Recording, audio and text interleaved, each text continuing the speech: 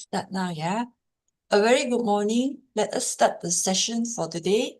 Warm welcome to Abode Masters, Brother Joe Huang, Hualien Dharma team, and brothers and sisters around the globe to Saturday Hualien Dharma Talk. Today, I would like to share a Master's accepted speech. Experience the suffering of all beings from knowing to awakening. The world is vast, yet there are many sufferings. We also see many wealthy people living happily, traveling across countries for sightseeing, indulging in luxurious lives. Some people are busy day in and day out, caught in endless distractions. As Buddhist practitioners, we must understand impermanence. Buddha came to this world with one great purpose, to teach about awakening. On the path of cultivation, we should fully feel the suffering of all beings. Through transforming knowledge into realization, we can then attain awakening.感恩 for Master's teaching. Now let us send our sincere prayers into the 10 directions. May the Sahara land be free from disaster and peace prevails in the world. Let us sing the prayer song with sincere piousness.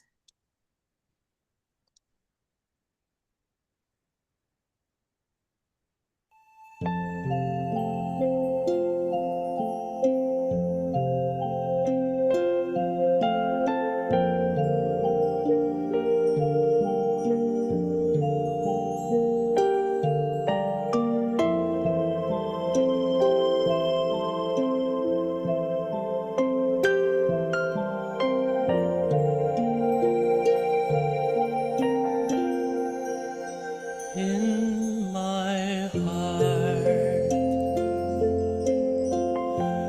I feel deep gratefulness.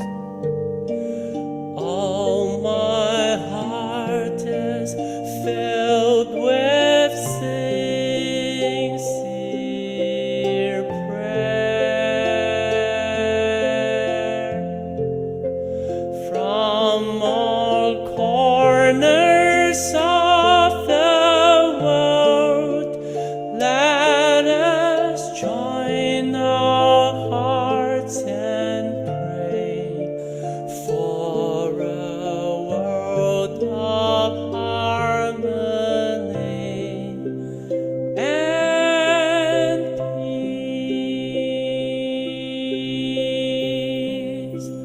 In my heart, I feel deep gratefulness.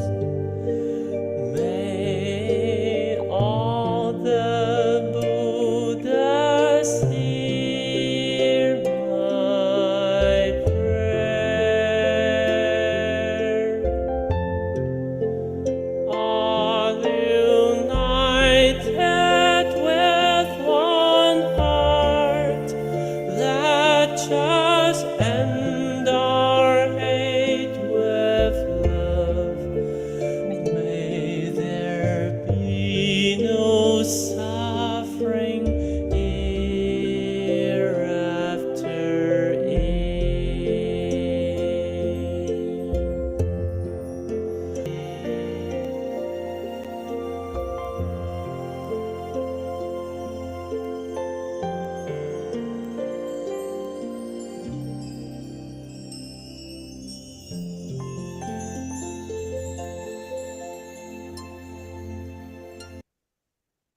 May all minds be purified. May there be peace in the community. May there be no disaster in this world. Now let us together we pray for universal love and blessing. With loving respect, gratitude, and confidence, let us wish every person in our lives a healthy body, an enlightened mind, and a total fulfillment in universal love. Now let us expand this consciousness to include every person in the world, every being in the universe. Let our unified love make this wonderful world even better. Let us all immerse ourselves in the joyful embrace of universal love. Before we hear the wonderful sharing, let us invite our book masters to lead us in paying homage. Let us pay our respects for these teachings and explanations to the Buddha and Master Cheng by making 3 sincere bows. Please rise, palms together. First bow. Second bow. Third. And a bow to our beloved Abode Masters who could join us today.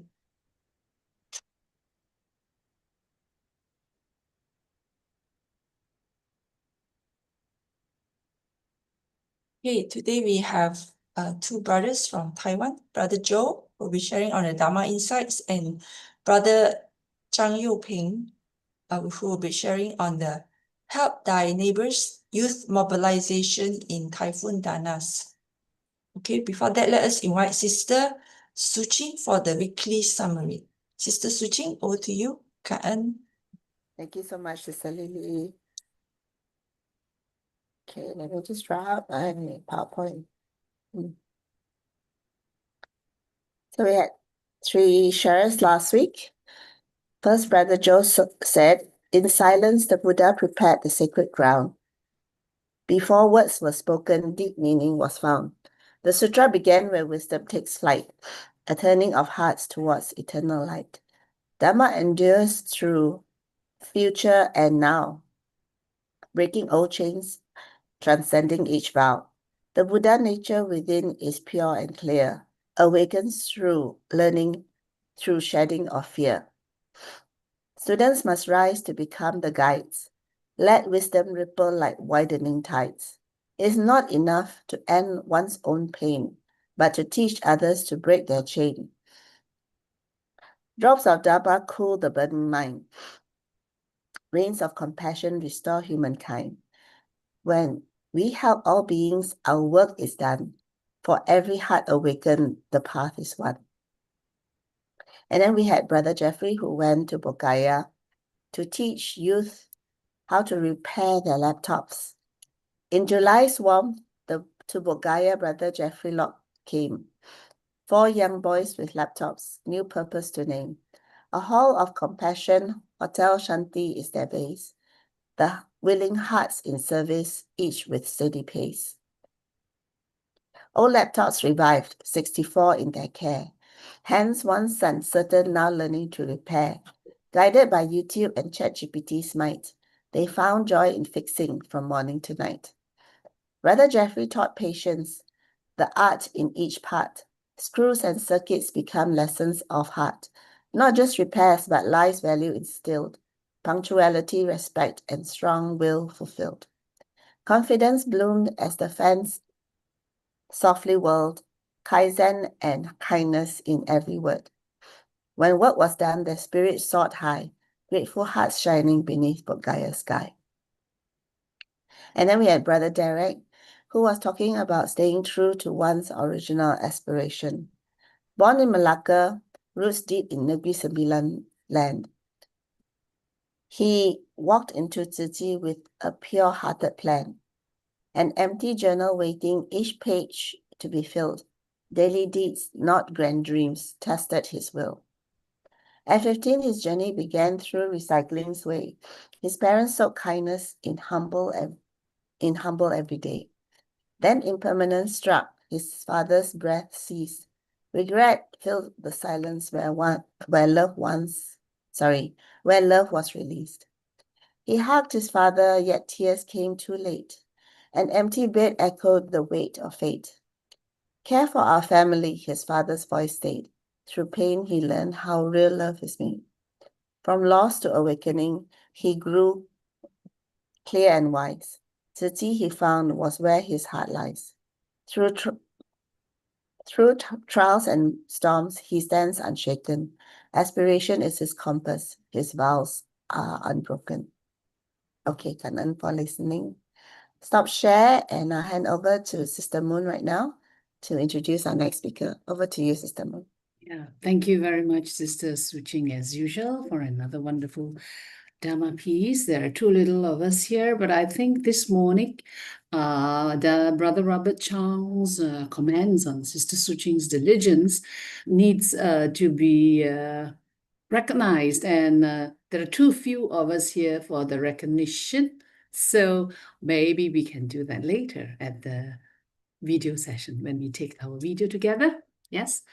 Good morning, brothers and sisters, and once again to our sharer this morning, Brother Joe and Brother Chang, to our Saturday heartwarming platform.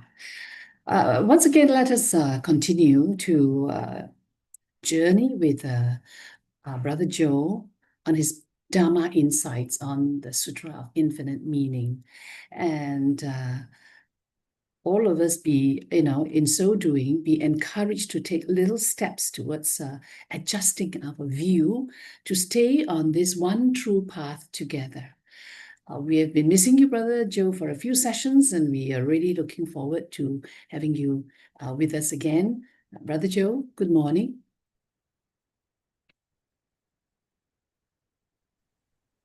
Good morning, Sister Moon, and good morning, everybody. Yeah, there have been some sessions I've been missing, and I think it's something that I'm trying to make sure that I don't miss anymore. But I think the Saturday mornings is something that it has become a reoccurrence where it's something that becomes a fixture. You want it to be always there. You always want to be part of something that carries on weekly so that it sort of becomes, built in. And that's something that I think diligence is. You want to work it into a habit. You want it to become part of you and becomes normalized.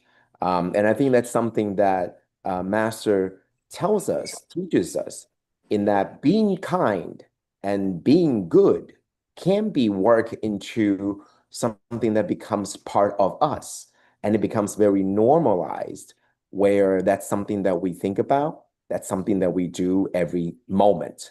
And I think that's what ultimately our goal is to be able to drive ourselves to become where we breathe in and breathe out, and our thoughts come out and fade away at any moment, that these are the thoughts that we have, and these are the thoughts that we would always be thinking about.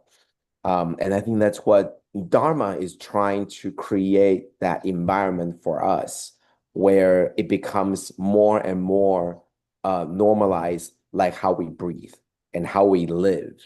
Okay, thank you. And I hope that Dharma has become a part of us rather than something that we try, but it becomes something that's part of us and that's become of us. So today we are continuing on our Sutra of Infinite Meanings. But before I think we continue, we always talk about what happened previously. What we talked about previously in the Sutra of Infinite Meanings. And thanks to Sister Ching, where we'll always be reviewing, essentially, last week, it was a bit of a different of a content where I try to go into the places where I think are very crucial. And this is not something that's just, it's not something where we're just thinking about, remember the verses, these are the verses that are very important. But I really wanted to bring out where, you read this in the verses, in the sutra, and what do we think of it? It's not just reading them. They become part of you after you read them so much. But can we actually get more out of it? Do we understand? And if you put one and one together, can they be connected? Can they become something that's more? So that's when I was reading. And all of a sudden, I was preparing and I was reading and thinking about what the sharing is going to be. And then I thought of it and I thought, well, if there are all these analogies, right? There are all these parallels that the sutra is drawing upon, but it's somehow they're different.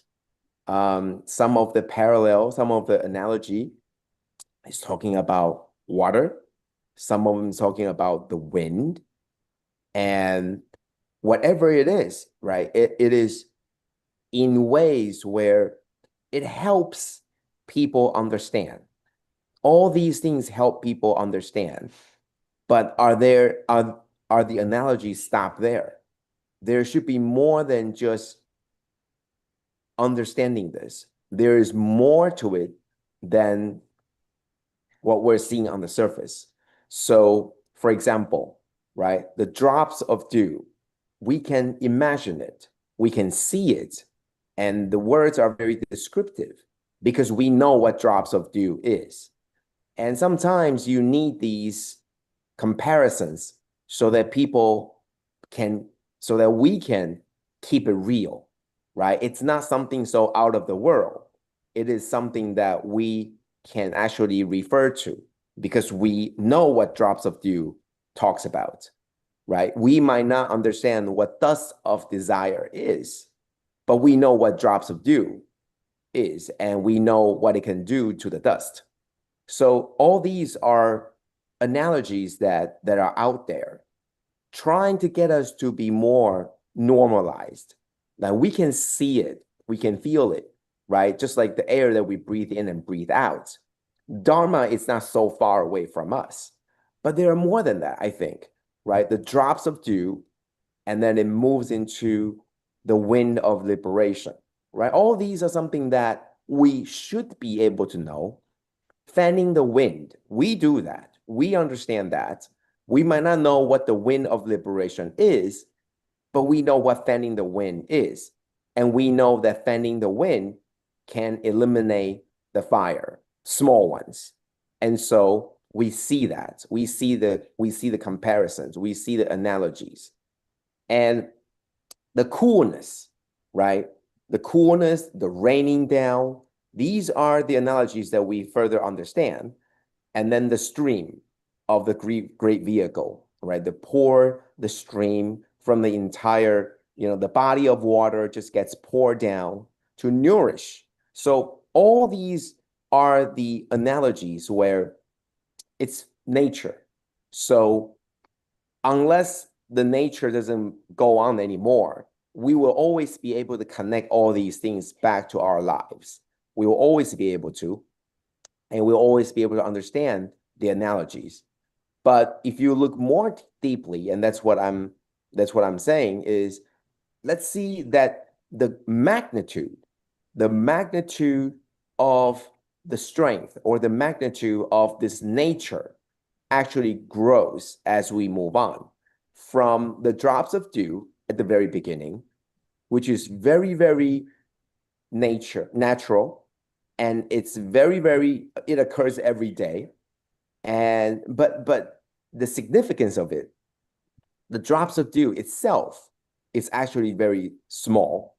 And then the wind, fanning the wind, it goes up a little bit in terms of the amount of fire that you can put out, right? The drops of dew can only be doing a little bit. The fanning the wind can do more, raining down a lot more, and then finally pouring the stream. And this is completely, like pouring the entire body of water to onto the whole bunch of flame. And I think that's something that's more to it than just the face of the analogy can bring us. Okay, so that's what we talked about last week.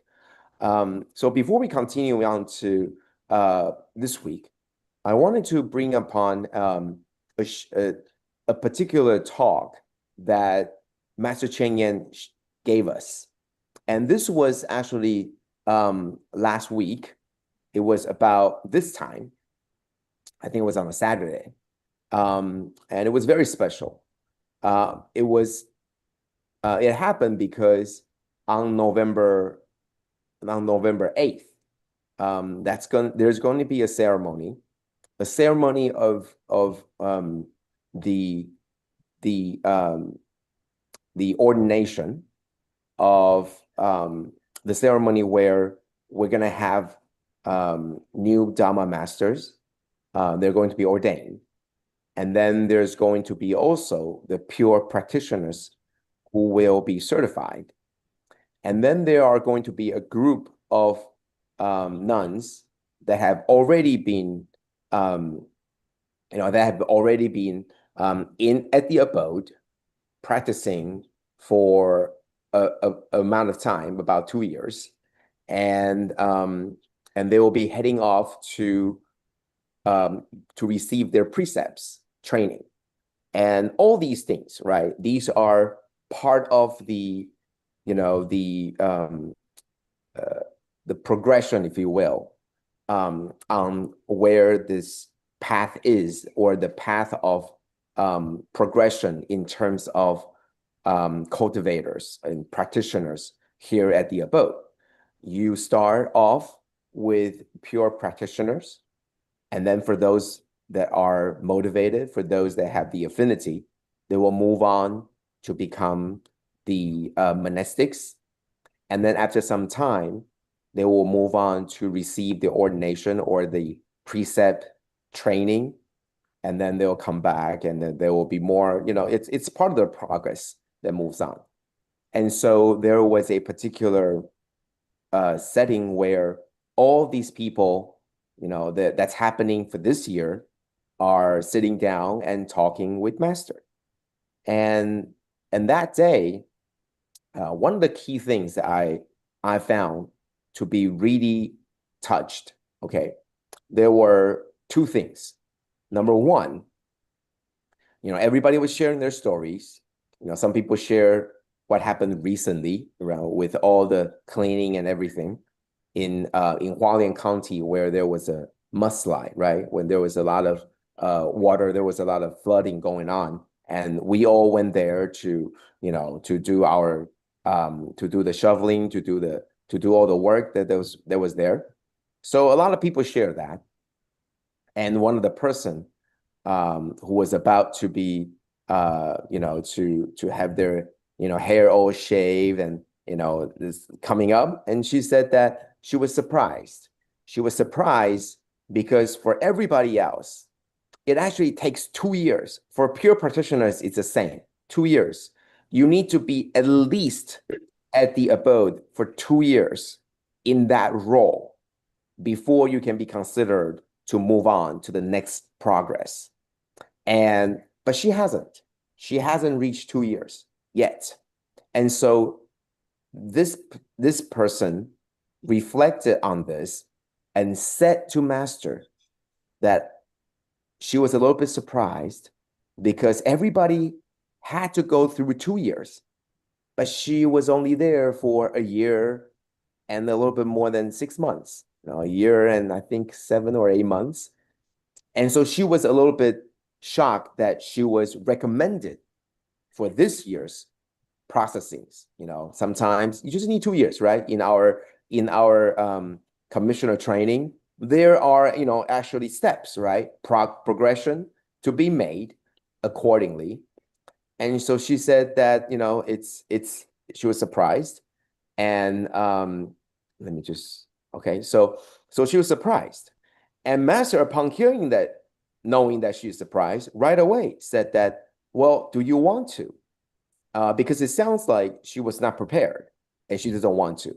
And I think that was a moment that hit me, that Master, in all these proceedings, whether you're talking about commissioner training, whether you're talking about becoming a monastics, or you're talking about how you're going to be going on for the ordination or the precept training, whatever that we're talking about, Master wanted to make sure that you really want to do this. It is you. It's not somebody else that said that you can. you want to. And that is the most important part. You want to. And so when Master heard that, she wasn't, she was surprised that she was recommended to move on to get, to become the monastics. Master right away said, but do you want to? Because if you are not prepared, if you don't think you're ready, then you shouldn't be. And it's okay. And I heard that. And I think there was a misunderstanding. I think for this person, for this individual, she was very excited. She was just expressing in a very reserved tone, in that for everybody else, it was 2 years. For her, it was about 1 year and 8 months. And this was something that it would caught her by surprise, but it was a good surprise, and she wanted to. And I just wanted to, that moment, it really showed me and strike that tone, that message home, in that in this path, what you want, your willingness, is perhaps the most important. Everything else, you have gone through all the training, you have gone through all the proceedings, all those are secondary to what it is that you want.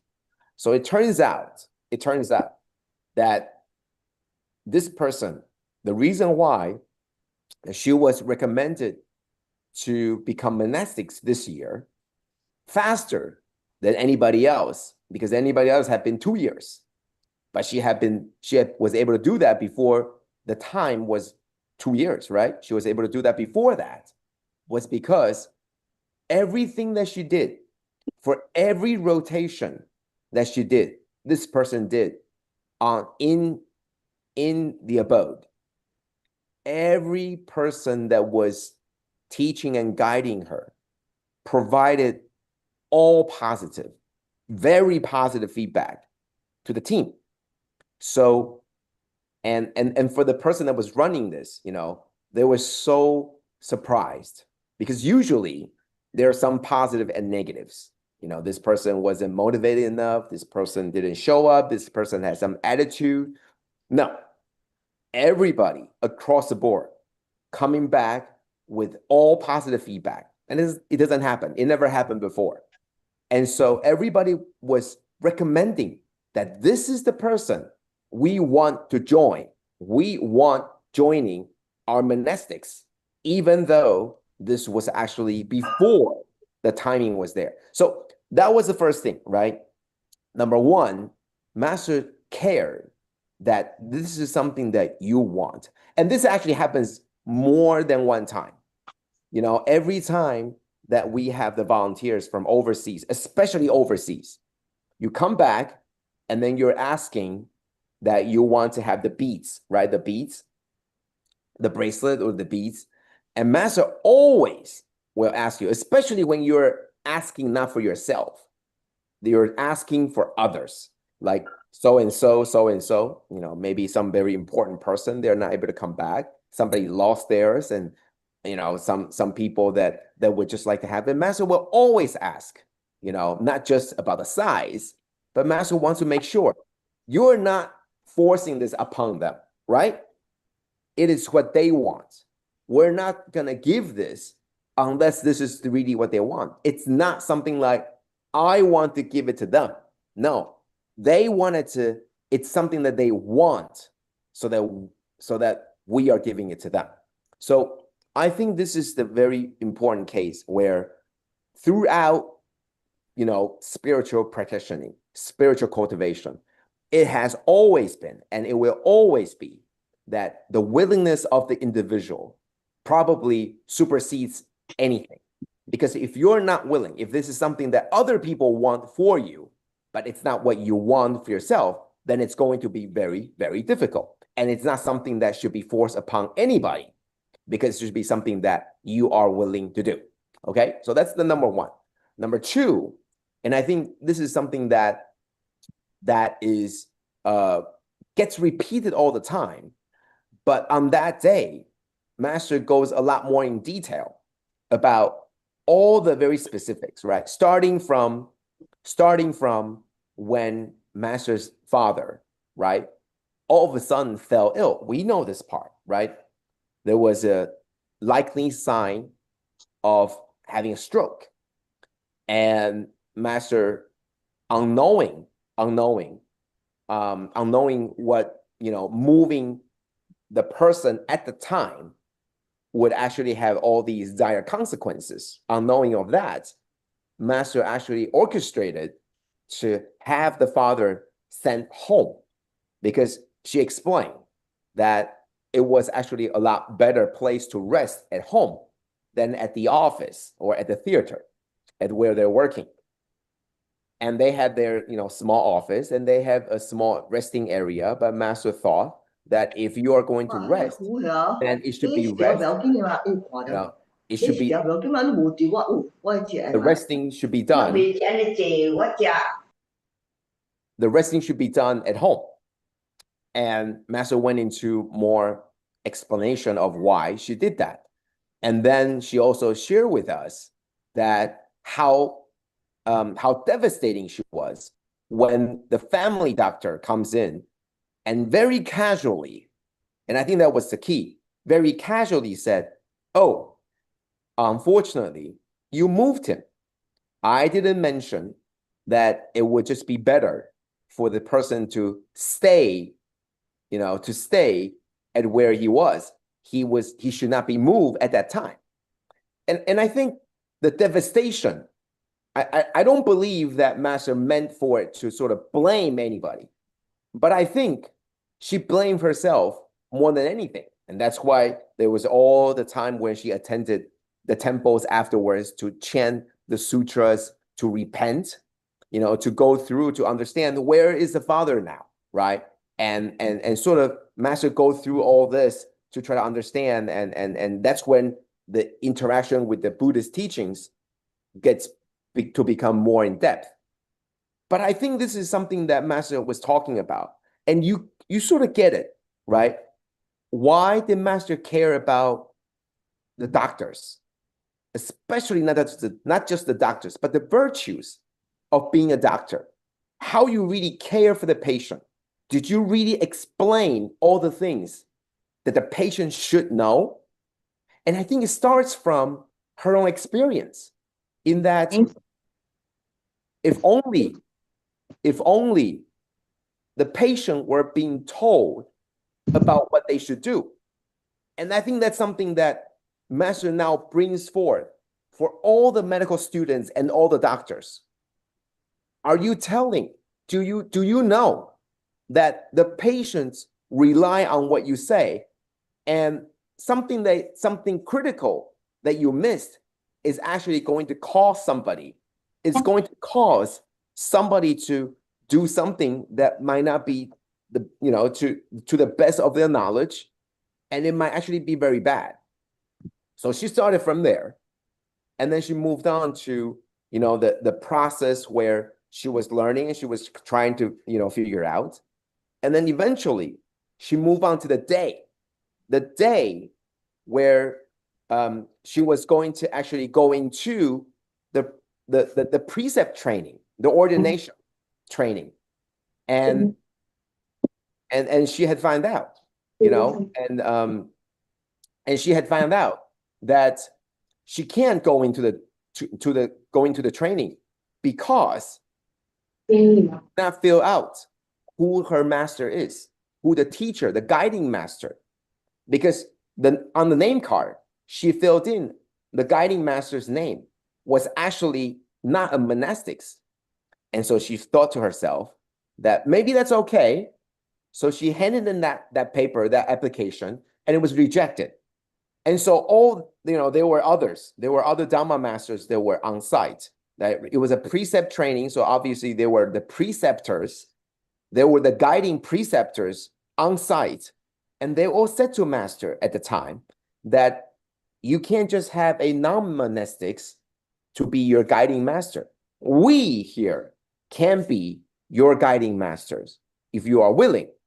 And Master looked around, and this is something that you will always know, that she picked who her guiding master is. And that's why she told us too, right? She told all of us that it is the disciples who pick, not the master. right? So at the time, she was the disciple, the role of the disciple, and she looked at it and she said, no, it's okay. I want to wait until there's somebody that she can feel the affinity to.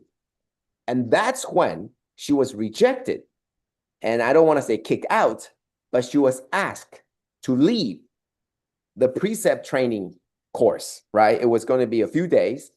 And so she left. And she just thought, well, at the time, the only training that she had been receiving or she had been studying was the Lotus Sutra. And obviously that includes the Sutra of Infinite Meanings. And so she thought, I want to expand more. And she had heard about the Grand Master Taishu. And so she wanted to go to the bookstore where she was staying overnight, the previous night. And there was a place that actually sell these books. And so she wanted to bring all those books she wanted to buy. But it was a huge collection. And so in order to get to that, and Master explained all this in very much detail, so much detail that there were details that I didn't know about, even though you hear these stories all the time. And Master explained, because the entire collection of books were huge, it has been, sort of kept in storage. It was not on display. So the person had to go and fetch the key to go to the storage and fetch the book out. And because the collection was huge, they had to sort of fetch a car, call the car so that you can, obviously you cannot have it all on your back, right? You had to actually put in the car to send it. It was so big. The collection was huge. So it was among all this time that Dharma Master In Shun stepped out for I think it was some kind of relaxation or just come out to walk around. And that's when Master saw Master In Shun. And there was somebody that was with Master at the time. So Master Cheng Yen asked, is it possible that I can be Master In Shun's disciple? And the response was, I can ask for you, but it's probably impossible because Dharma Master In Shun has stopped taking in disciples. But there was still, more. And so eventually this request was relayed. And then that's when Dharma Master In Shun smiled at Master Cheng Yen and waved her over and then explained what happened. Oh, so you are trying to receive the precept, to enter into the precept ceremonies and all of this, but unfortunately you don't have the right guiding master. And that's when, Master In Shun gave the very, very short talk. And Master Cheng Yen last week even gave us some very details, right? So quickly bow down and go to the Buddha statue and bow down and come back. And so Master Cheng even said that Master In Shun positioned himself so that there isn't going to need a lot of time running back and forth because there was no time. And so very quickly, Master In Shun wrote the letter of recommendation and said, there isn't much time left. Take this letter and go in quickly. And obviously there is for Buddhism, for all sentient beings, obviously this was there too. So the whole process, and then she, Master said, she took the letter and she rushed in. And then the moment that she rushed in, everybody looked at her because this was the person that was kicked out moments ago. And now you come back in with the letter of recommendation from the Grand Master In Shun himself. And everybody was surprised because they all knew that Master In Shun no longer takes in disciples. And all of a sudden, this person that was just kicked out comes back with the letter of recommendation of Master In Shun taking her in as a disciple. So it was something that was eye-popping. And it was sort of like Master Cheng Yen now has a particular mark on her head that says, this is a very special person. And so Master Cheng Yen said, everybody looked at her differently from that point on. And so they assigned Master Cheng Yen as a group leader for group number 24. And Master said that that's the reason why 24 becomes a very important day, because she was a group leader for 24. And I never thought, and I think there were many reasons why 24 was important, but that being one of them. But I don't think that was the only reason. I mean, obviously, the date of birth was important, but 24 obviously become very important number. And Master would say that every time that any grandmaster, any of the preceptors, the precept masters, they were walking around checking on everybody, they would come to Master Cheng Yin's position, they would stop there, and Master Cheng Yin said that she would always know. They gave her this little look, because this is a special person that was just kicked out the moment before, and then comes back with Master Yin Sun's letter of recommendation, and becomes probably the latest disciple, of Grandmaster Yin Sun. And all of a sudden, that becomes the newest, the newest monastics to be sort of be joining the precept proceedings, right? Anyway, so I just wanted to share that. The reason I share that is because that's exactly the entire process is exactly what all the people in the audience are going through. They went through whatever that they are realizing, what made them want to take on the monastics, whatever that they realize, make them want to join this on their lives. And then they are going to head into the ordination, and they're going to head into the precepts. Whatever it is, Master went through her own, explaining to us, this is what she went through. Whatever it is, she said the most important thing is she always remember what her teacher tells her. And that has been the guiding light. So regardless of your role, whether you are becoming a pure practitioner, I apologize for all the background noises. And that's why I'm picking up my voices and I'm trying to yell. The background noises is unbearable. And I'm very thankful for all the volunteers trying to do all the yard keeping on the outside. But I just wanted to say, she made sure that we know what we're getting into. She made sure that we are willing. She made sure to share with us her own, Master's own journey through all the things that we are about to embark. She made sure that people are going to look on you because of who your Master is. She made sure that we all got this, that from this day on, you are the disciple of Master Cheng Yen, and people are going to look at you because they know who your Master is. And they're going to look at you because you are from Tzu Chi. You are somebody from pure practitioner. You should know this because that's how she went through. All right. So sorry for running a bit over, but these are the stories that I thought that it would be nice to share. And obviously there are more details, but just two of the things that I thought that would be really, really wonderful to share. And this is our Master. This is our Master. And so however that we put on this uniform, whatever uniform that you put on, whatever proceeding that you're putting on, always remember the reminders and the teachings from your teacher. And that's the one thing that Master shared with us. All right. Thank you. Thank you so much. Yeah, thank you, Brother Joe. This has been such a wonderful revelation. I mean, I'm sure most of us would have read,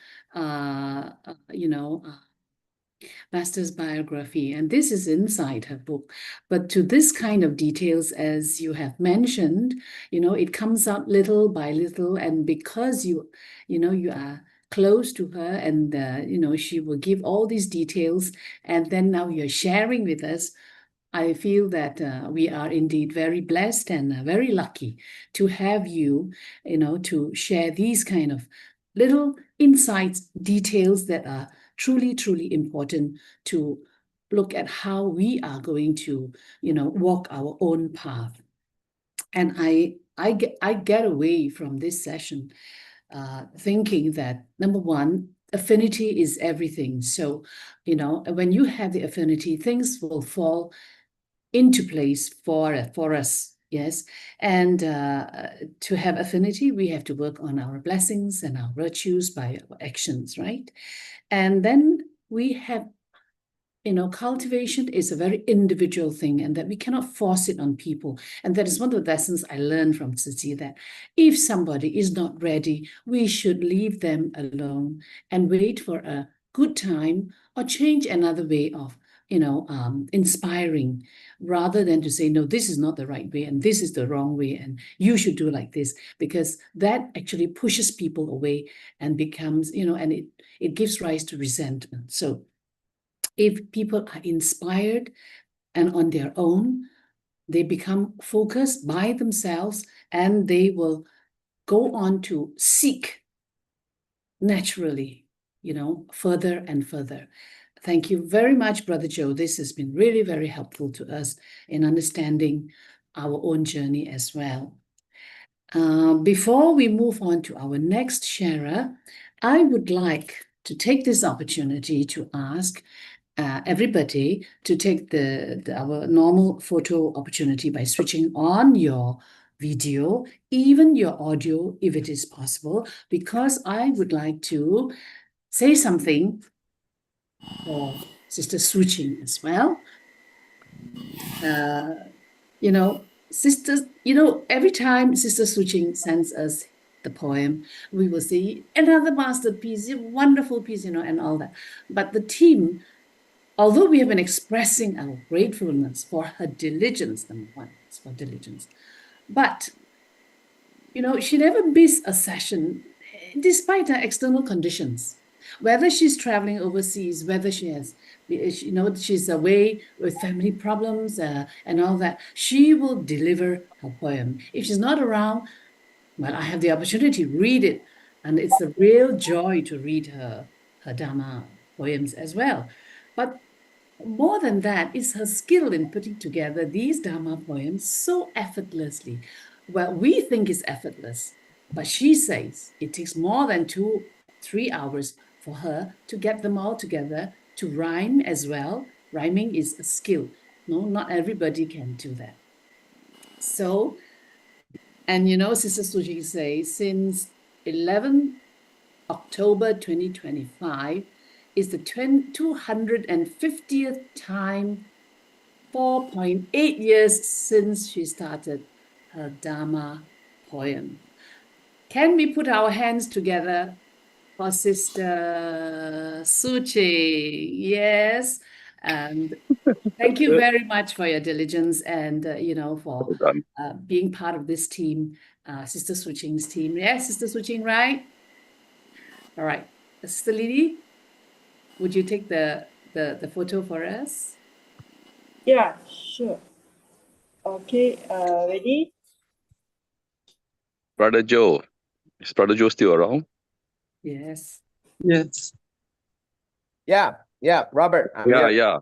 yeah. After hearing from you, I'm so happy that I'll be honored to be on the 8th, together with a team of volunteers and the Catholic Church members as well, together with the Archbishop Julian. Yeah, we'll be all there to witness the ordination. And hopefully I'll be inspired enough. Maybe I will kneel down and then you can shave my head as well. We never know. Oh yeah, definitely. Looking forward to it. I'm sure it Okay. will happen. I'm sure it will happen. Yeah. It'll be good. I mean, for a group of Catholic Church members, 16 of them, together with the pastors, to witness, our Buddhist so-called ordination. Yeah, that will be very. I think all of us will be very touched in that. Karen, so much for your beautiful stories. Yeah, I think one of the key thing is any of these religious ceremonies, because it's so real and it's so sincere, right? There's so much love and all this sincerity that's in the air, so that you can't help but be moved, and Yes. you remember the day, or you look forward to the day, or all these things are sort of, all the emotion comes around, and this is, it's something that you experience, whether for yourself or for others, right? You are just truly happy for them. Yeah. And so it's regardless of the religion or regardless of where it is, I think it's something that we all cherish. Yeah. Okay, good. Karan. Yes. Thank you, Kanan, Brother Joe. Next, we move on to our next sharer, Brother Chang Yu Ping from Taiwan. Welcome, Brother Chang. Now, the sisters in the team actually was very excited to have you on our platform this morning. I'm afraid, Brother Chang, I personally not acquainted with you, but I am just as excited, and I'm sure all the other brothers and sisters here are, to know about your work in Shiji. And so, before you start your sharing, brother, could you please maybe do a brief introduction about yourself? Yes, and then you continue with your sharing. Thank you. Right. Good morning, brothers and sisters. You can, in fact, actually, my English name is also Joe, so it's another brother Joe, brother Joe Chang, if that's easier for. Good morning, everyone. I'm really happy to be back on the English sharing session. A quick self-introduction. In fact, I was also a pure practitioner in Hualien. Right now, I'm in Chai, studying my PhD. Anyway, it's a long story. So I was in Hualien for quite a while. Right now I'm back. I'm in Chai. Okay. I'm also a certified volunteer. Okay. In any case, I've been sharing also on the English sharing platform, but probably already quite a few years back. So maybe not everyone knows me, but I'm really happy to be acquainted with all of us. Right. Yeah. So my sharing for today is help thy neighbor, youth mobilization in Typhoon Danas and also Typhoon Ragas that just happened just a few weeks ago. And it was really because personally I live in Chai, and this is where the Typhoon Danas hit, and all the Tsuchi's actions. I was able to be part and be involved in it, and it strikes me very strongly. I'm really happy to be able to share what I have learned and the joy, the touching moment.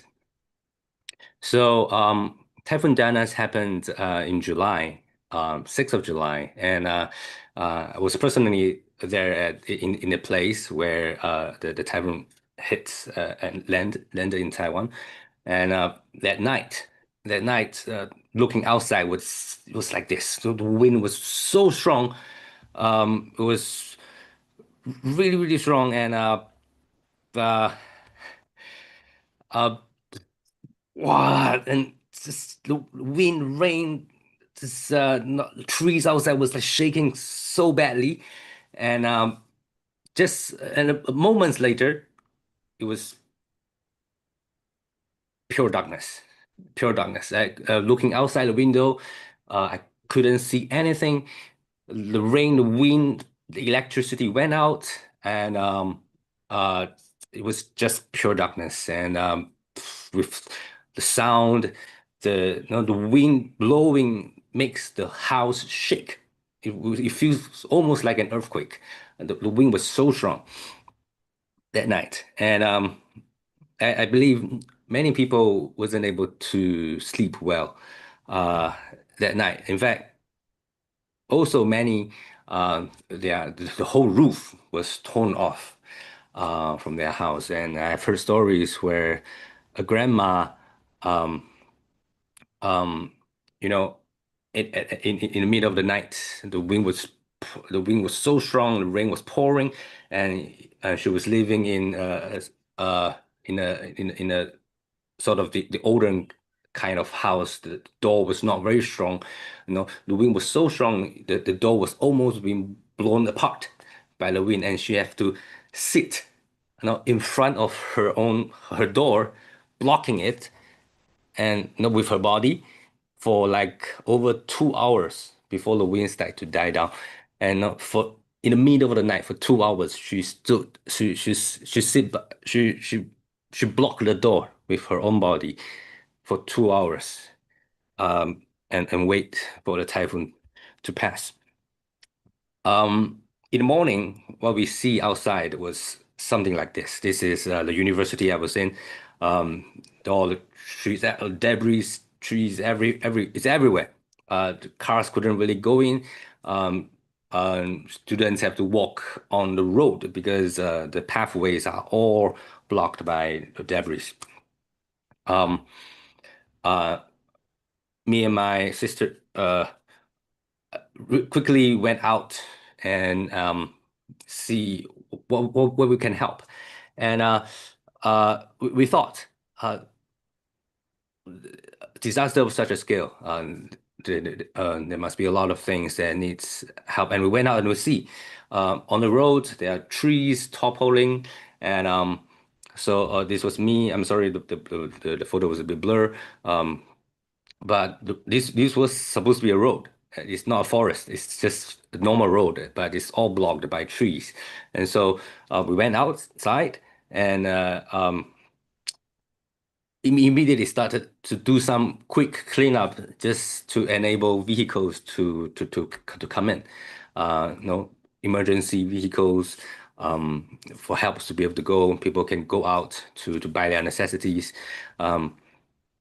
And it was really touching that many other villagers came out, and because I live in the place in Chiayi, that's more of a agricultural place. So when the road is blocked, some car at the back, someone will come out and say, "Oh, I have an electric saw," and he will bring out his saw and start cutting down the debris, the branches, the trees to clear away the road.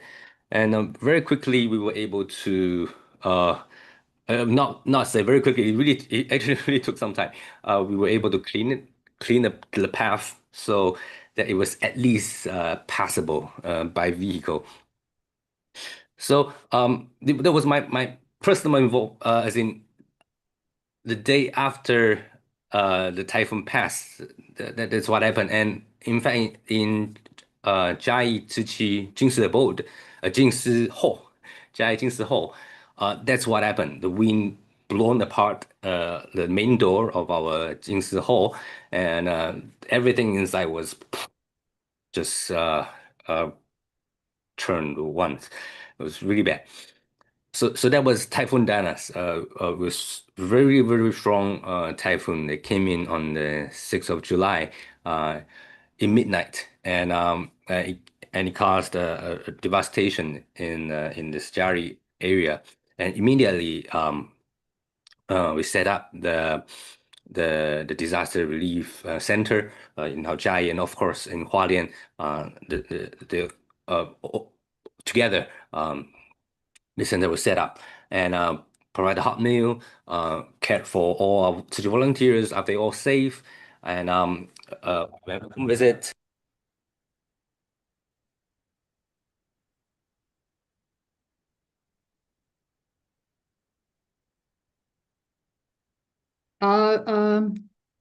We have lost your sound, Brother Joe. We've lost your sound. Hi. Was this audible now? Yes. Okay, sorry. Thank you. Yeah, I was saying, and from home visits, we continued with roof repair because many of the roofs were gone. And one of the really major work was school cleanup because of the strong typhoon. A lot of the schools were covered with the trees, debris, and they really need the help to help them. But actually, after the typhoon, for many days, for a few days, even after we had the disaster relief center set up, we weren't able to know where exactly is the need, or where is the disaster really happening, because electricity was out, in fact, for in the places where there's the strongest wind and strongest and the hardest destruction, even phone does not work. Internet was out as well, so we had very little information of what really happened in the place, and so we didn't really know for sure where oh, where it really needs help, but we know there must be places that needs help, of course. And after a few days, when we were able to go into the disaster area, and we really see the situation, but for the first few days, we didn't know where needed help. We and two Buddhist monastery came to Jai Ziqi to seek help, and these monasteries because they are just nearby the Jingsi Hall of Jai, and we were very close to the two monasteries. In fact, Miaoyun Lanruo is the monastery led by Master Ancient. Yeah, and so we only knew as in the early stages that there's this at least there's this monastery that needed help. So we thought, and it was an interesting beginning where we thought they mentioned that they need about 20 volunteers each to help with all the cleanup. And so we said, oh, okay, so 20 plus 20, we need about 40 volunteers or strong men to help to do the cleanup, men and women. And so we thought, hey, maybe we can have youth to join the forces. No, we youths are strong muscles, right? And so we thought maybe we can send out some messages and invite youth to join us. And so together with Brother Sean, maybe many of you might know him, Brother Sean from Hualien as well, also a peer practitioner. We discussed, and he mentioned that maybe let's do this. Let's send a message and invite youth to come and join us to do the cleanup together. So we wrote invitation messages and send it onto FB, Instagram, and to our amazement, okay, in one day, 400 people registered. 400 people. We needed only 40, and then 400 people registered to want to help with the whole disaster relief effort. We were truly amazed. But and we joyous as well.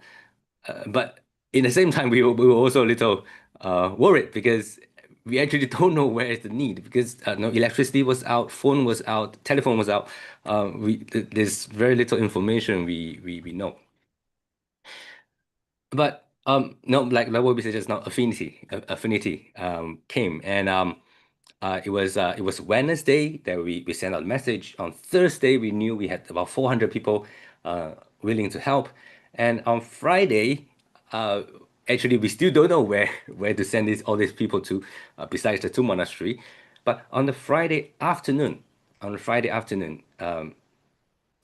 the education department of Chai made a phone call to Chi and say that the schools really needs help because they are now covered by all the trees and debris, and the students are coming back from the summer vacation programs, and they really needed the help. The teachers were really tired, cleaning up manually the campus. They really needed help, and no, telephones just started coming in, and because Jai Tsuchi has been working very closely with many of the schools for some of the other programs at Pagamos, and so the volunteers have been going into schools for quite a few years for other educational programs. So Jai Tsuchi actually has good affinity with many of the schools, and that also became like the affinity that so schools knew that Tzu Chi can help and contacted us, and very quickly, like 30 over schools, I plotted onto the map, 30 over schools reported that they needed help. The trees were, the campus were covered by debris. And so really affinity really was on our side. Everything came in so nicely. We had the 400 over. In fact, many people continued to register, and we have so many people willing to help from all over Taiwan, and many of them are not Tzu Chi volunteers. They just knew about this information and they wanted to come and help. So we had these volunteers, and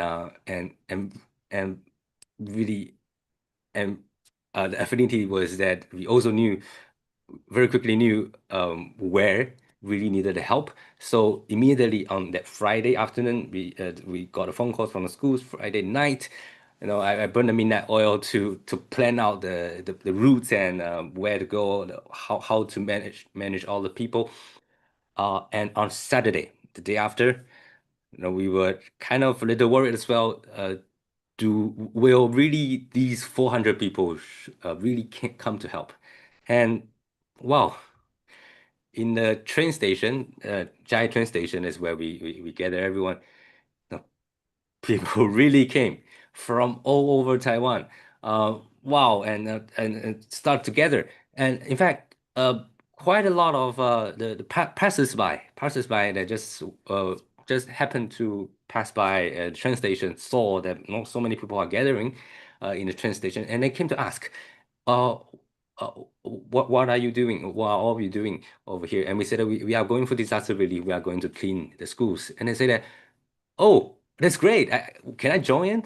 And so many people actually joined on site together, and that's how we went. So we booked buses to bring volunteers to all the different schools and started the cleanup.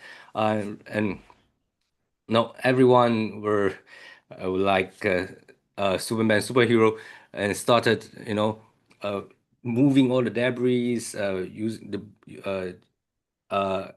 for those, some of them are professional tree cutters. They even brought their own the machineries to help, and it was really a sight to behold. So many people came together, young and old, kids, and everyone came and helped. And this was one of the school, a primary school. The teachers, the principal also came together to do all the cleanup together, and they gave us this this certificate of gratitude. And after we clean up one school, we have a good photo in each of the school that we clean up, and so very quickly because of the strength from everyone, this was one of the primary school that we went, and in just 1 hour, we were able to clean it up to this state, and yeah, and this is the one of the big university in Jai called National Chang University. There's also the university I was in. That day we had 200 over volunteers on the campus to help, and this was right after the disaster, and we were able to clean it up to this state. And the school even made a video for this.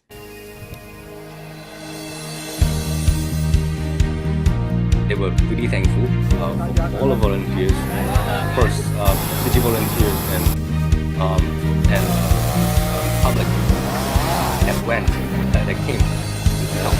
Brother Joe, we can't hear you.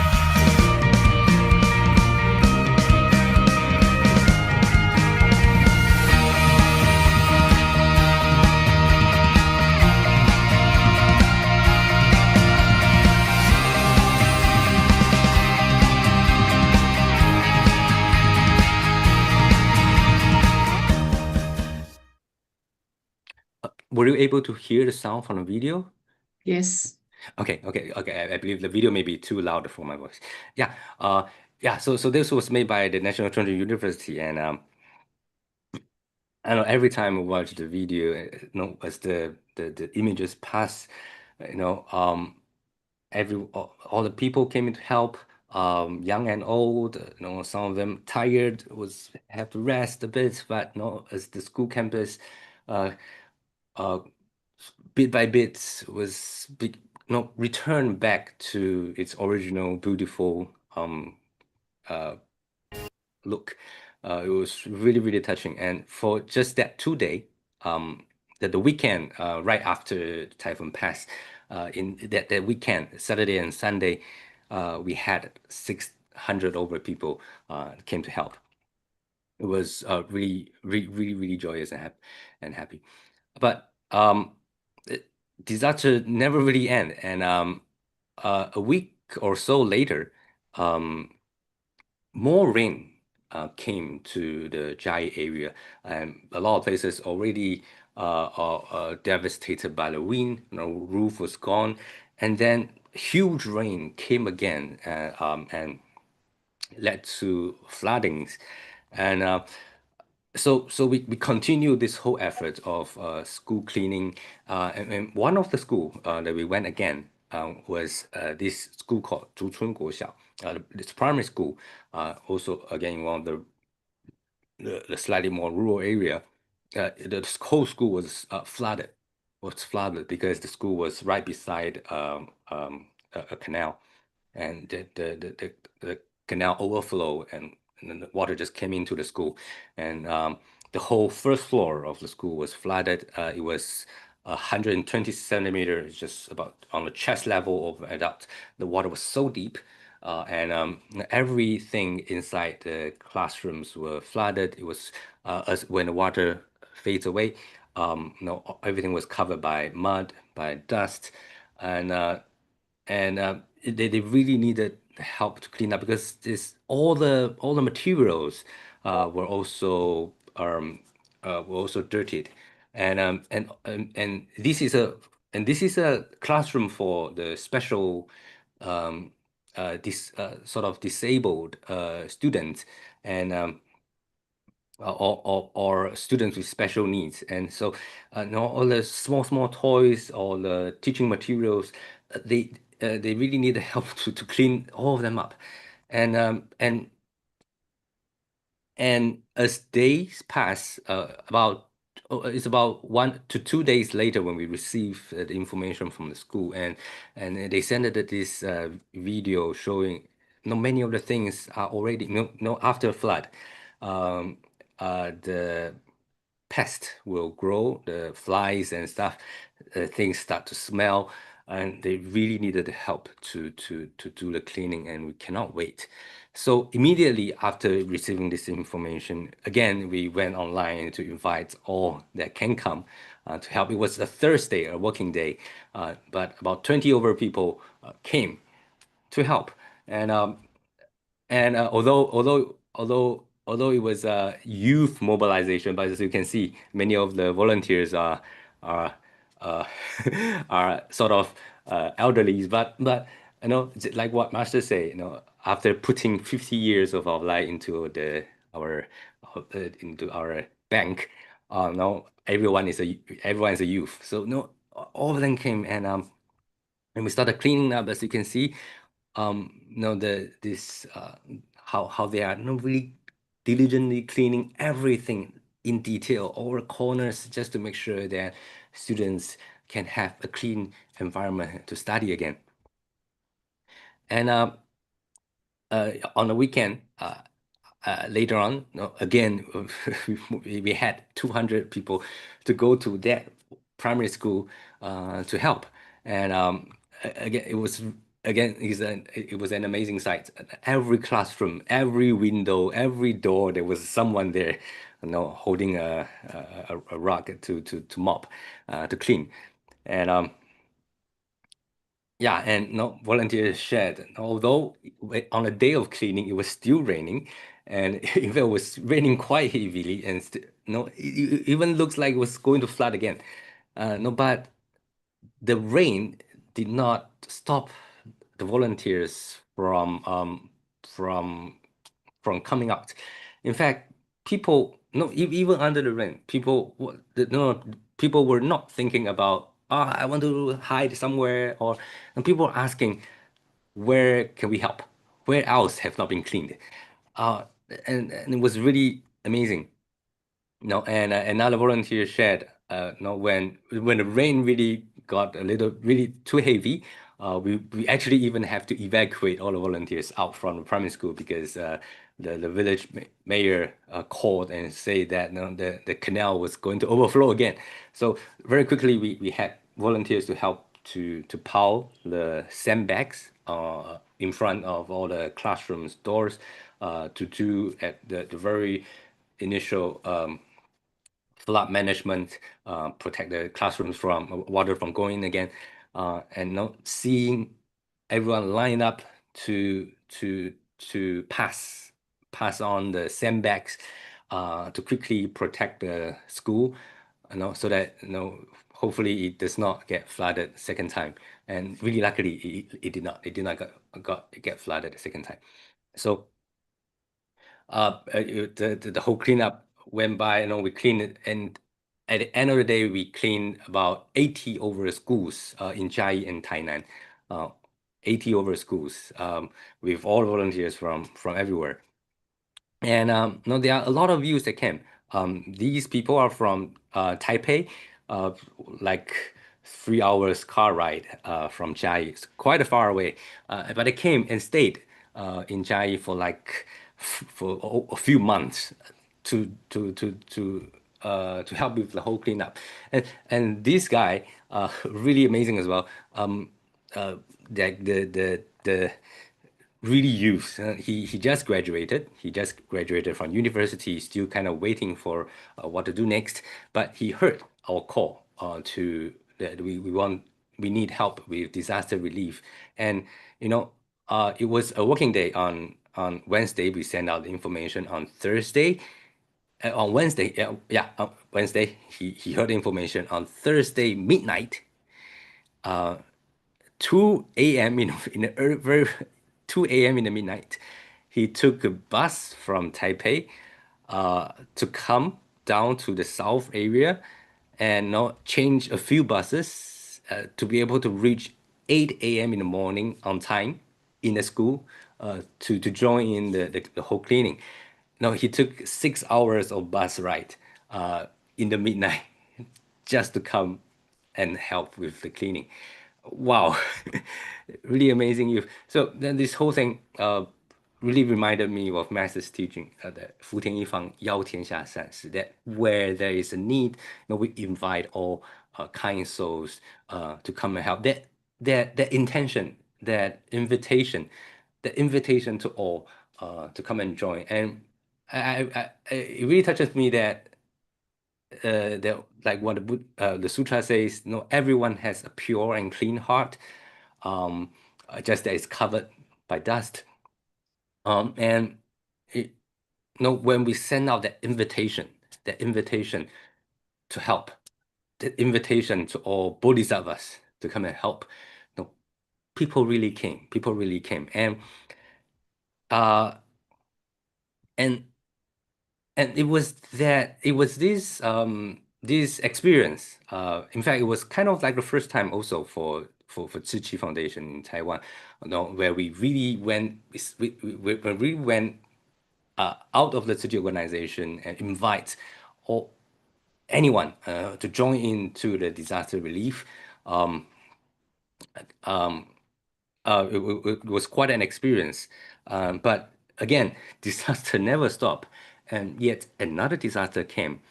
And like one person states, impermanence is really the truth, and there's just no time. Master keep reminding us, there's no time.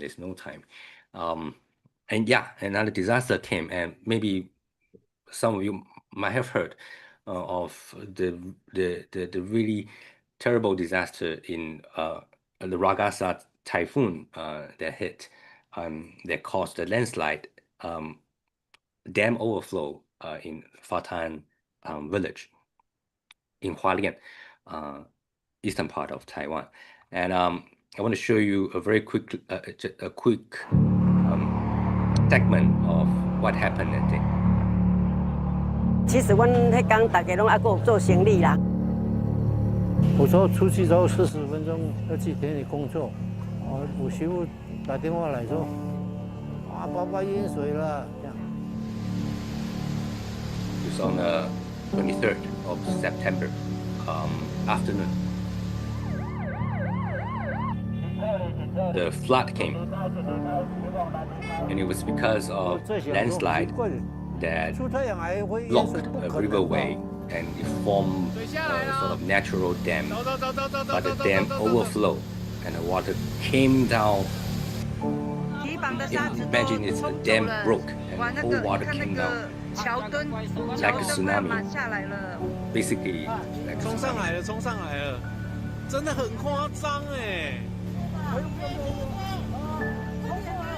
啊，脚不见了，脚掉了，脚掉了。有人来喊说：“水来了，水来了！”我头就到我门口啊。在10秒钟之内，瞬间爆发到我的胸口了。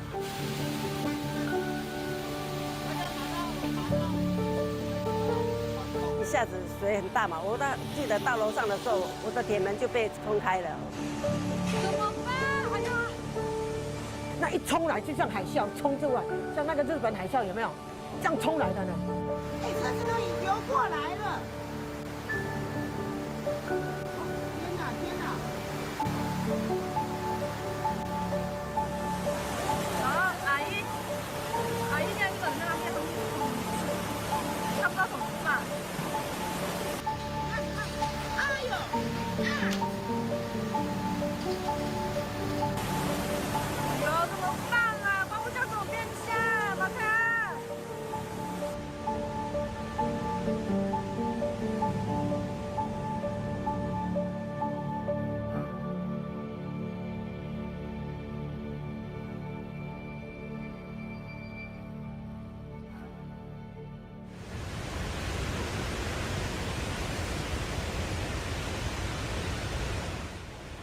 9月22日，强烈台风画加沙行经台湾南部巴士海峡。台风虽然没有登陆台湾，但外围环流却带来豪大雨，花莲与台东首当其冲。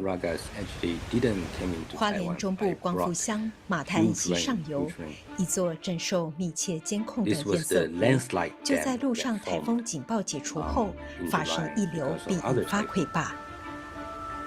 短短半小时内，1540万吨湖水倾泻而出，几乎等同6000个奥运游泳池水量。从上游夹带泥沙滚滚冲下，力道之大，冲破堤防。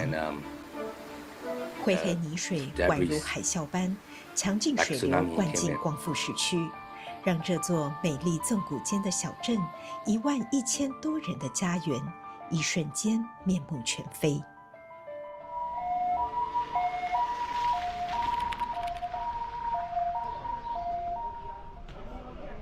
洪水来得快，去得也快，却留给当地居民高达1层楼高的深厚黑泥。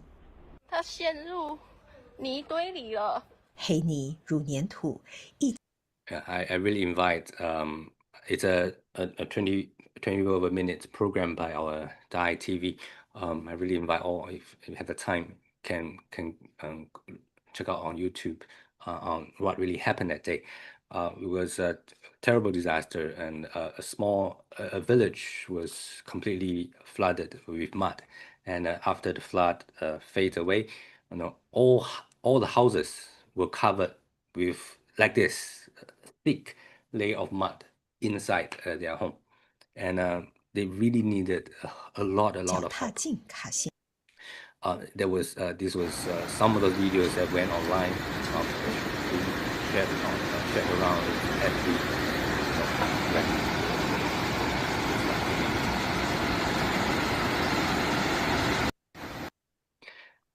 So yeah, when we saw the news, I quickly got in touch again with Brother Sean and Sister Jennifer from Hualien, from our headquarters, what we can do. And again, because of the experience that we had with the previous Typhoon Danas, where we sent out information and invited people to come to join forces to come and help. So this time round, Brother Sean again got us all to mobilize again. Let's invite again, send out messages to everyone. So very quickly we drafted the message and send out the invitation, FB, Instagram again, and yeah, to our amazement again, we for this past for those days, about a week.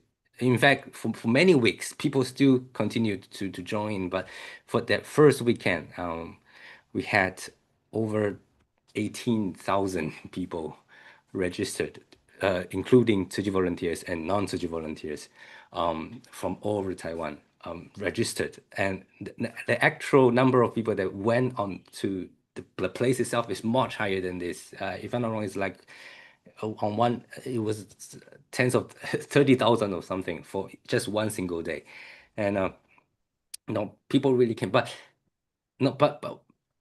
does that mean, are we having too many volunteers in the place? And we did some calculation. The place that we work together with governments to see where Tzu Chi is in charge of, and because Tzu Chi is not the only organization that went help the place. So this was the area just right where there's already about 1,700 households. And from past experience, in fact, this time's experience as well, we need about 15 to 20 people working on cleaning on one house to clean up all the mud.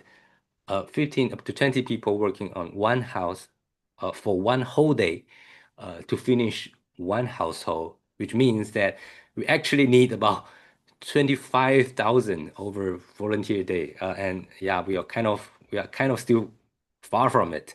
So is there too many volunteers? Not really. We still need very much more. And the invitation continued, and wow, it became like the whole Taiwan's mobilization. Really, so many people came. And for me, I was in charge of IT, and we set up a line group to have all volunteers from everywhere to join in so that we can share information. That group, although it shows 6,000 over, because I took the screenshot quite later in the number already came down. But the highest number of people that we had in one line group was 10,000. We had 10,000 people in one single group. Not so many people join in to help. Even Line Messenger, the company, helped us to increase the limits of the group. The limit was 5,000. They helped us increase to 10,000. And at the end, I asked them again, can we increase more? And they say that thanks everyone that helped with the disaster relief. They increased our limits to 30,000, so that the information can be shared. Wow. And really every day there's everyone, a lot of people are on that platform sharing the information. And yeah, this is what we see in Huangfu train station. It's actually a very, very small train station. Not many people know that place actually. It's a very rural, very small village, but you see so many people on that small train station, and you thought that it was like after after a concert or like, I don't know, National Day or something. So many people came, and on the platform you see crowds of people wearing rain boots and bringing shovels. It's quite a sight. On the train, everyone is wearing a rain boots. I believe it's not something that is commonly seen, and this is the amount of people that came to help together.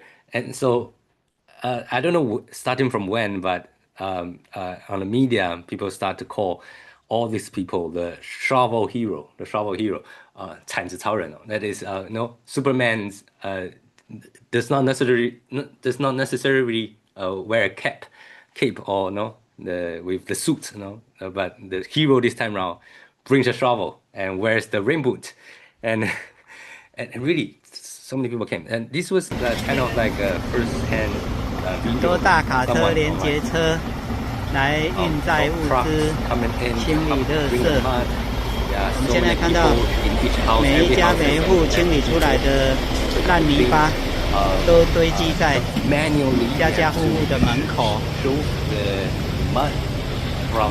这个如果没有用怪手或者山猫，实在也没有办法再清，因为这个太黏了。on the muds on the road. No, but inside the house it has to be manual. So everyone, so people, hand by hand, show by, 也是一样，大家都拼命的在。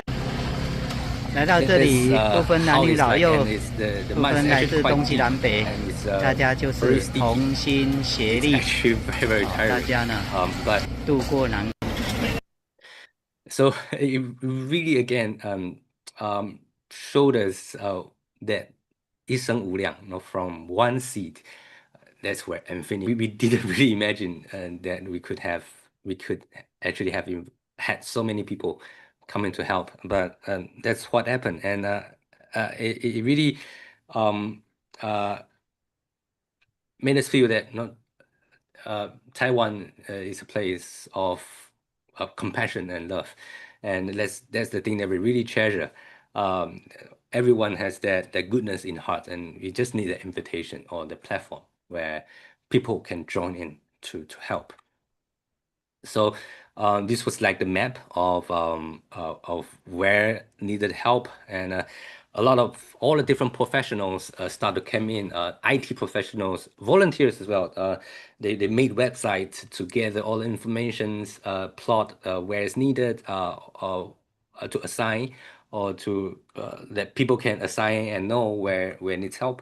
And very quickly after Shovel Hero or Shovel Superman, we had Rain Boot Superman, Plumbing Superman, Excavator Superman. Little B is the service in Taiwan where the people ride motorcycles to bring resources or bring people around. Very much like taxi, but a motorcycle version. And then there's the medical care Superman, the cooking Superman, the supply Superman, the driver Superman.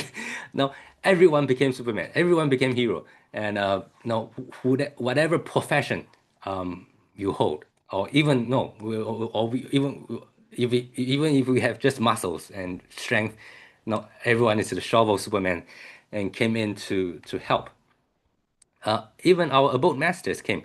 整个光复受灾地区有超过10000人投入灾后队伍当。abode masters 踩在泥泞土地 went 上， to 各个清扫装备很齐全。 many sessions. Our abode masters also joined us. 从风调雨顺的国度回台湾进 to 行 do 会议 cleaning. 报告前， Yeah, 新加坡慈济志工 to 趁 lead 着 us in 空 it. 档先来到光复灾区，当起铲 And 子 even 拆。 volunteers from Singapore, from all over the world also came to work together. 然后难得有这样子的因缘，我们可以一起来付出，无缘大慈，同体大悲。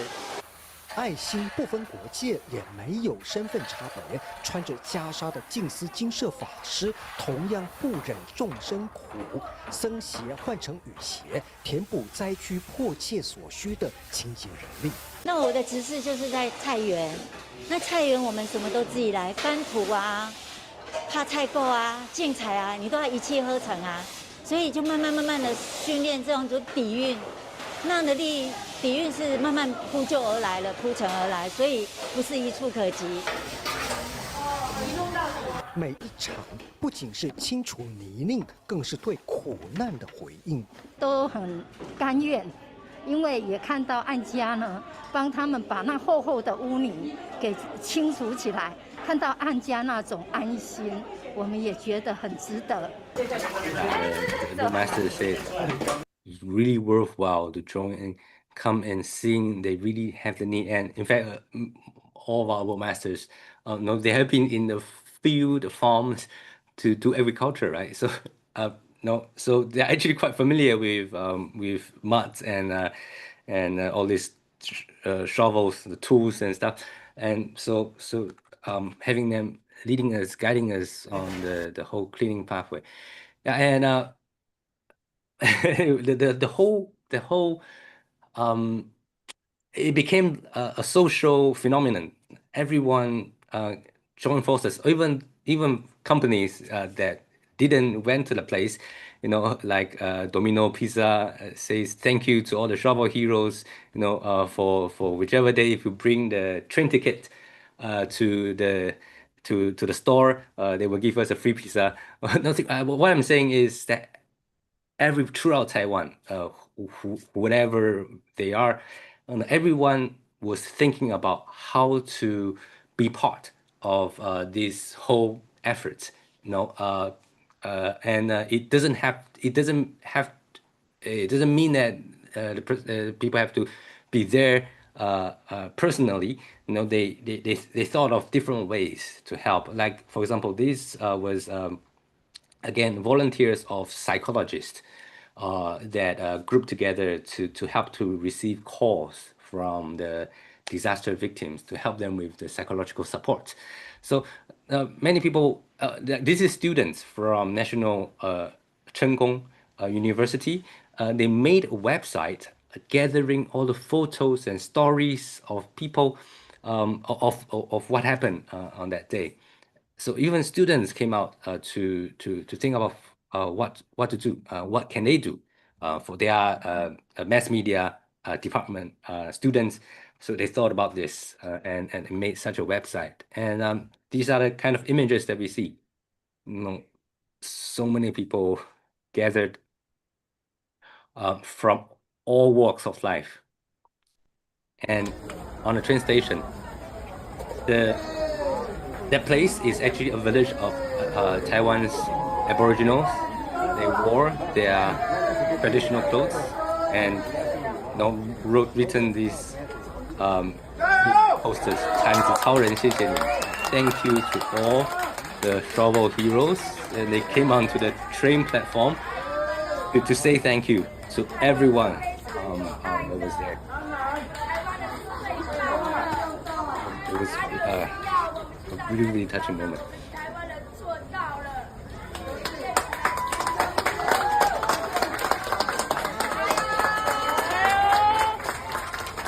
And you can hear 加油加油加油. Wow. Yeah.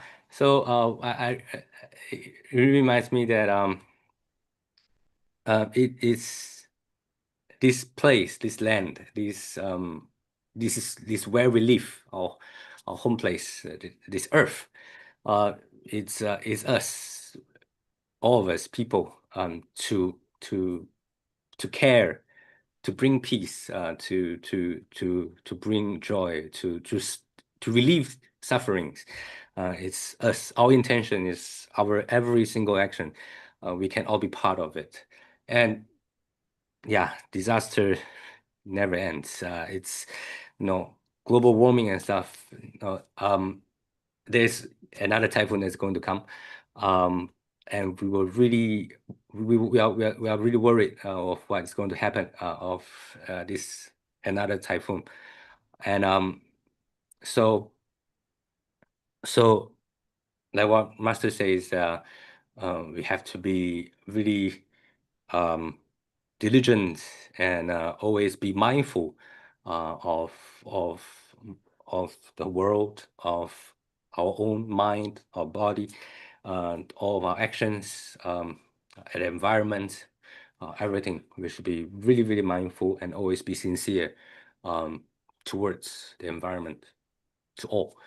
And one home point that I learned from this was that everyone can be a hero, a sort of hero.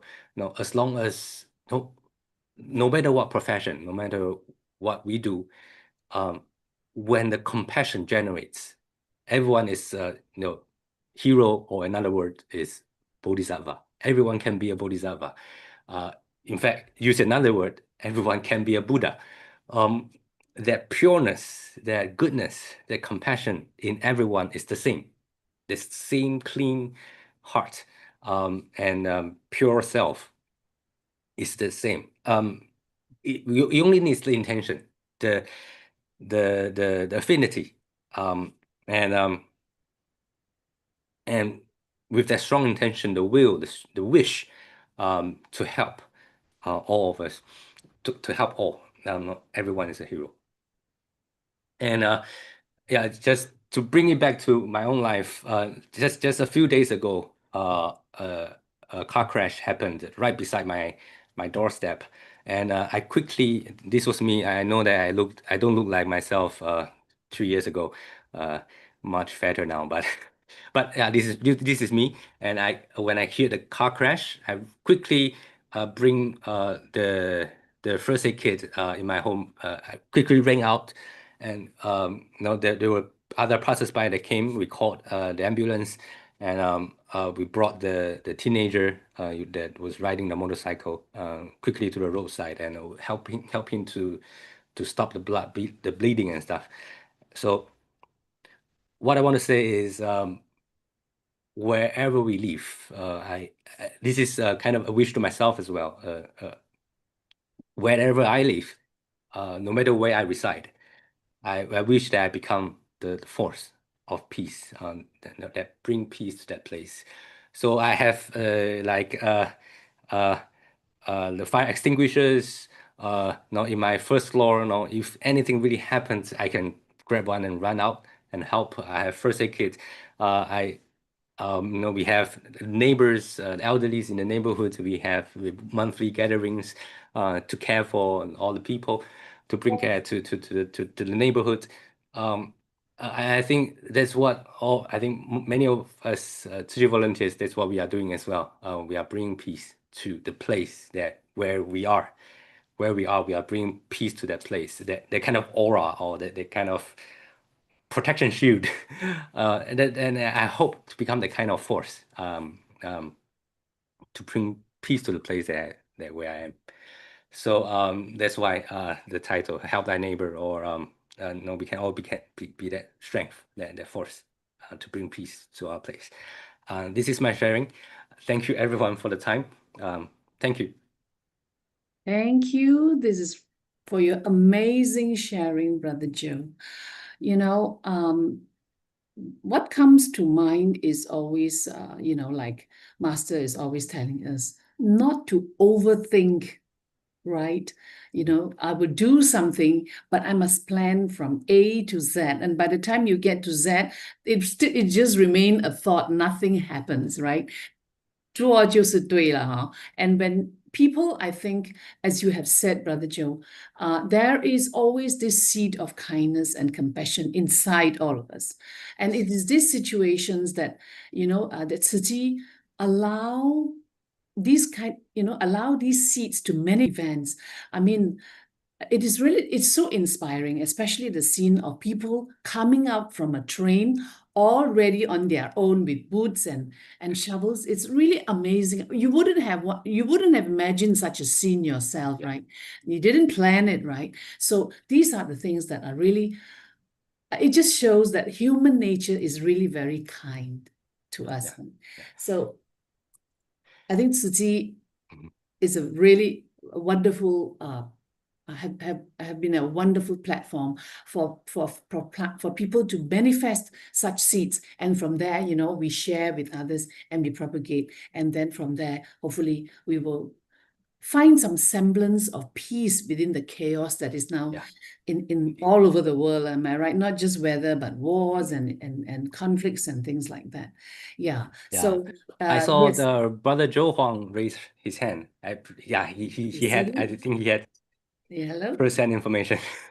No. I think I just wanted to stress that Joe Yoping has been a very crucial a member of this Saturday English platform, and I think throughout the whole time back in 2015 and 2016, when we were first starting out and doing a lot of sharings and also translation, Yoping has always been with us.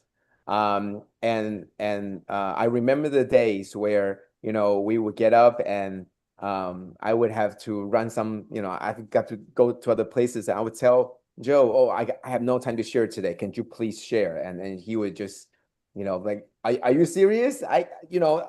We're going on live later. You're telling me right now? And that's, Yoping has always been there for all of us. And right now, even though he's pursuing his PhD, and I think that's something that it's another challenge in his life, something that I think is a wonderful part. We all have our goals in our lives, and Yoping has been an integral part, not just in the past where we're doing a lot of these translation and also online sharing, but also right now in terms of volunteer mobilization and also online AI training. Yoping has come to our office online and giving talks and also teaching courses on AI, on how to use AI to enhance and improve our work. There's so many things, and I always remember whenever before there were many obstacles. I would be thinking about, let's do this, and I would just talk. I'll just be telling Yoping, I read somewhere that we could do that, right? And then I just drop it, and then about half a day later, Yoping will come to me and say, I found this app, we can do this. I'm like, oh, I just talked about it, and now you make it happen. And so that's exactly what Sister Moon said. It just put it into action, right? Make it happen. It's not talking is not going to make it happen. And Joe is the person of action, and I see so much that he's so passionate about helping others, and he's a very warm. So that's why when you see that he carries out that emergency first aid kit when there's anything happens around, you can so see it happen on him. So thank you. When I see Yoping is online today, I'm like, okay, well, I'm gonna have to make sure I say something, because he has been a very integral part, and he has been a very, very, I'm blessed to have known this person. This is a very warm person, and I'm very happy that, Joe has been a very important part of my life. All right, thank you. And I wish that, you know him the way that I do, then I think you would know that he's a wonderful, wonderful person with a very kind soul. All right, thank you. And Joe, good to see you. Thank you. On that Thank you, note, Brother Joe. on that note, we want to have you know that it is so comforting, and our heart is so at ease when we have young Brother Joes and all other young brothers, young because you are youth, and that going forward, the world is a better place. Thank you very much to all the brothers, the young brothers and the Brother Joes in our show today. Cảm ơn. And our time is up. And now I would like to thank everybody who's present here for your company, and to wish you another happy and productive week. And in Malaysia, we are celebrating the Indian festival Deepavali. So it's another long weekend. And to our Indian friends and colleagues, we wish you a very happy Deepavali. All right? Enjoy your weekend, and God bless. Bye-bye. Just want to say, 感恩 to see Brother Joe Yuping. It's been so long to see you. 感恩. Sorry, is there anybody who would like to say something? I want to say hello to Brother Joe. Yeah, 感恩. True, I'm sure all of us look forward to more sharings from Brother Joe. Yeah, I recall those days, like Brother Joe Huang said, whenever Brother Joe Huang not around, but we are always assured there will be Brother Yoping standing in. So today, we look forward, we trust there will be more from Brother Yoping, especially after Brother Joe revealed about these AI tools. That's what we all really need, aside from Dharma. Using all these the latest tools for us to improve further. And very truly, I think I also must express the deepest gratitude to Brother Yoping for all the those years of guidance, and we look forward to more. Okay, of course, our brother Joe Huang, our ever victory, always there. Be grateful, Brother Joe. 感恩 so much. So now I understand why the sisters were so excited. The sisters and the team were so excited to have you, Brother Joe Chang. All right. See you. If there's nobody else who want to say something. Yes, Sister Moon, we pay respect to. Oh yes. Oh, sorry. God. Okay. We invite you to rise and we pay homage to the Triple Gem. All rise. First bow. Second bow. Third bow. And a bow to all our beloved abode masters.